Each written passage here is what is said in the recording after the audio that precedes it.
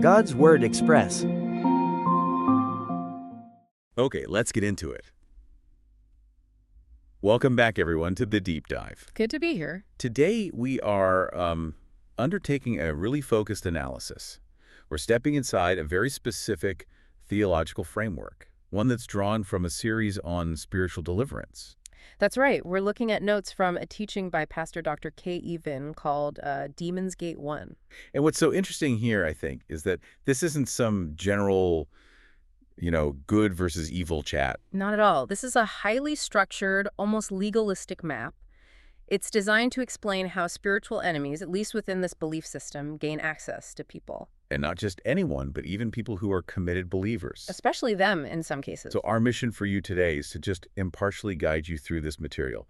We're going to dissect the precise steps and the entry points, what this teaching calls the four main gates. It's basically a roadmap for diagnosis. Exactly. And we should probably set the stage. I mean, we have to acknowledge the core premise that's laid out right at the start of this teaching. Yeah, it's a big one. It is. The speaker asserts, and this is based on his own experience, that, quote, a large number of Christians have evil spirits with them. Wow. Yeah. And the notes even have this caveat, saying that this is a very targeted discussion for those who already accept that premise and are looking for answers. Which immediately brings up this question of, well, who gets help? If this is so widespread, who's authorized to receive this kind of intervention? And the material has a very clear answer for that. It does. It introduces the concept that deliverance is treated as a privilege. A privilege reserved strictly for believers, for the spiritual family. To back that up, the teaching leans really heavily on the story of the Canaanite woman from the book of Matthew. Matthew 15. Her daughter was described as being severely tormented, and she comes to Jesus for help. But his first response is, well, pretty shocking. He says that his mission was only for the lost sheep of the house of Israel. And that exchange that follows is it's absolutely crucial to this entire framework. It is. Jesus compares deliverance to the children's food. Right. He says it's not right to take that food and toss it to the dogs, which in this context meant the non-believers. So in this interpretation, deliverance becomes this sacred right. It's almost like a family inheritance. A high-value commodity, yeah, reserved for the spiritual children. Okay, so if a believer has this right, what's the methodology? How does it actually work? Well, the notes point back to an earlier teaching, Deliverance 101, and the method they highlight is Jesus engaging in direct conversation. So he interrogates the spirits. They don't just get cast out silently. Exactly. And they back this up with some, it is. But that specific definition is what justifies the practice of talking to the spirits, asking their names, their origins. The verbal examination itself is seen as a form of torment. So you're basically forcing it to reveal the legal entry point it used. That's the idea. And that's what helps get it out. The teaching then tries to ground all of this in a real-world tragedy. Yeah. There's a personal testimony in the notes. It's pretty powerful. That's right. It's to show this isn't just theory.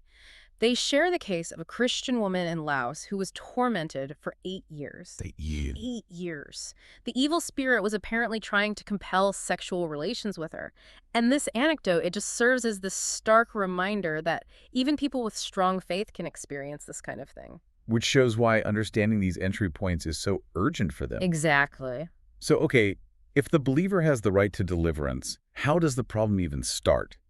This brings us to the core metaphor. Yes, the metaphor that really governs the whole system, Right. The body or a person's life, is like a house or a city. A city that needs to be protected. And the scriptural basis for that is in Matthew 12, where an unclean spirit calls the person its house that it wants to return to. So the goal is to keep the house secure. But if the person is the house, the enemy has to find a way in. And according to this teaching, the only way in is through an open gate. That one word, gate, dictates the entire diagnostic process. It does. And you're reminded of the threat, from 1 Peter, that Satan is like a roaring lion seeking whom he may devour. But the notes stress a really crucial distinction there. Yes. The lion can't devour everyone. Right. Only those he seeks out, which means those who have an open door or who are vulnerable. A closed gate offers protection. But this vulnerability isn't just, bad luck. No, it requires an active opening of that gate. This is what the framework calls granting a legal right to the enemy. Precisely. This legal dimension is everywhere in the teaching. They use Genesis 4.7, where sin is pictured as couching at the door, just waiting. So the enemy is patient. It waits until an action or maybe an inherited condition opens that door. And that opening grants it the legal jurisdiction it needs to enter or to afflict. Okay, so let's walk through these gates. The first legal entry point is Gate 1, disobedience. And this isn't framed as just, straying a little. This is severe insubordination. With immediate spiritual consequences. The foundational example they give is King Saul. They cite 1 Samuel, where it says, the Spirit of the Lord left Saul, and right after that, an evil spirit from the Lord came to torment him. And the teaching says the root cause was Saul's earlier blatant disobedience to God's commands. Yes. But that phrase, an evil spirit from the Lord, that's a huge theological point to unpack. Yeah. How do they explain that? They don't shy away from it. The interpretation is that God lifted his protective hedge because of the disobedience. So he allowed it to happen. More than that, he allowed the enemy to act as a mechanism of divine discipline. So the Spirit is from the Lord in the sense that its authority to afflict was permitted or even ordered by God to carry out the consequences. Which just reinforces how severe disobedience is in this framework. It's a direct legal action against your own protection. And the modern examples they use show that even what seem like small acts of disobedience can be seen as major breaches. Like the story about the man who went for a walk. Exactly. The speaker tells this story of a man who manifested a spirit. When they interrogated it, the spirit claimed it got in because the man chose not to follow the church's programs. He went for a walk instead. He decided to go for a walk during what were considered critical spiritual times. And that simple choice, that insubordination, was apparently enough to open Gate 1. Wow. Okay, let's move to Gate 2, ancestral or bloodline curses. Right, so this is where the legal right becomes inherited liability. It's not about what you did, but what your ancestors did. Exactly. This is based on the Old Testament idea that punishment for sins like idolatry or sorcery can follow a family line for 3 or 4 generations. And what are the signs? How would you know?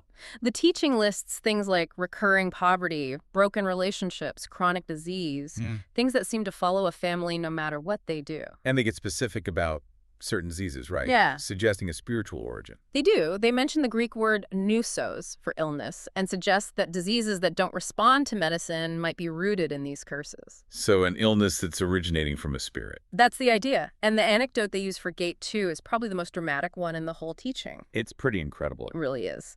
The speaker talks about driving out a spirit in Laos that claimed to be a princess. A princess who had been attached to this family for 300 years. And the legal justification for its presence, its legal right, was an act from 3 centuries ago. An ancestor had performed a child sacrifice, specifically boiling and cutting the child. And that horrific act gave the spirit a multi-generational right to stay and afflict the family. It really drives home this idea that the spiritual legal system, they describe honors contracts no matter how old or how horrible until they're legally revoked. The curse is treated like a formal historical legal document that has to be nullified. Okay, let's shift from history to the present moment. Gate 3, weak mental state or an uncontrolled mind. This one is all about your immediate psychological and emotional condition. The instruction here is to be sober-minded. Yes, and they cite the Greek term nepho, which means being clear-headed, alert, not intoxicated. So a lack of that mental vigilance is seen as a major weakness. And the image they use is so vivid. It's from Proverbs. Proverbs 25.28. A person without self-control is like a city broken down and without walls. No walls, an open invitation. Exactly. And you can see this play out in the specific emotional states they list as breaches in the wall. Things like anger, jealousy, fear. Unforgiveness, bitterness. These aren't just negative feelings in this framework. They are architectural damage to your mind. They're holes in the wall. And they also mention severe psychological shock.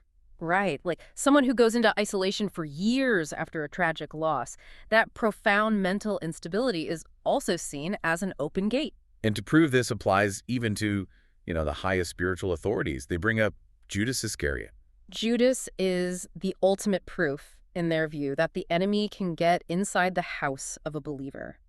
The source cites Luke and John and uses this powerful Greek word, eizerchomai, to enter into, like entering a city or a building. The speaker is very clear that Satan didn't just influence Judas. He literally entered into the house of Judas. An apostle. An apostle who was also a thief. That detail is critical. It suggests his unchecked vice, his greed, had already broken down his mental walls enough for the enemy to gain true access. That makes the distinction really clear.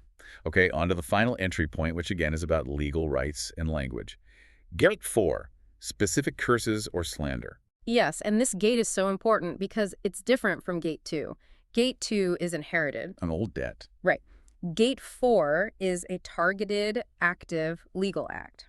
It's a spoken curse that creates a specific, contemporary case file against the victim. A case file that gives the spirit authority right now. That's it.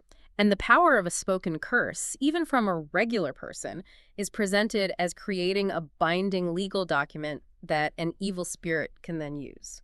The anecdotes here are really designed to show that. They are. The speaker tells a story about a powerful demon that actually dared him to guess its name. And the name was? The name was revealed to be literally curse. And the spirit explained it had entered because a parent had severely cursed their own child. The parent's words were the case file. So the affliction directly follows the content of the curse. That's the pattern. Another example involved a spirit that got in because a man had forced a woman to have an abortion. And she cursed him. She cursed the father. And that curse established a legal right for the spirit to follow the bloodline and afflict the children, even though they were innocent of the original sin. Because the curse was legally directed at the father and his line. Yes. This has been an incredibly detailed tour. To just quickly synthesize, we've mapped out these 4 legal gates. Yeah. Gate 1, disobedience. Which lists God's protection. Gate 2, ancestral curses, which are inherited liabilities. From historical family sin. Gate 3, a weak mental state, which is failing to guard the walls of your mind. And Gate 4, specific curses or slander, which are active legal case files opened by words. And what you end up with is this complete step-by-step diagnostic tool. Absolutely. For anyone operating within this theology, it completely demystifies spiritual affliction. It moves the whole conversation from a vague spiritual conflict to a clear legal process. A process that, once you diagnose it, requires specific actions to fix it. Right. Whether that's repentance or canceling a bloodline debt or rebuilding those mental walls. It's the clarity that I think makes it so compelling to its audience. It gives a pathway to understanding why affliction might persist and how to systematically deal with it. It provides a kind of theological and practical certainty in a field that's often filled with ambiguity. So we spent a lot of time on Judas Iscariot and that word isokomai, to enter into. That suggests a complete possession and occupation of the city. And yet most of the personal stories, like the woman in Laos, focused on years of affliction or torment. So here's a thought for you to consider, based just on this framework.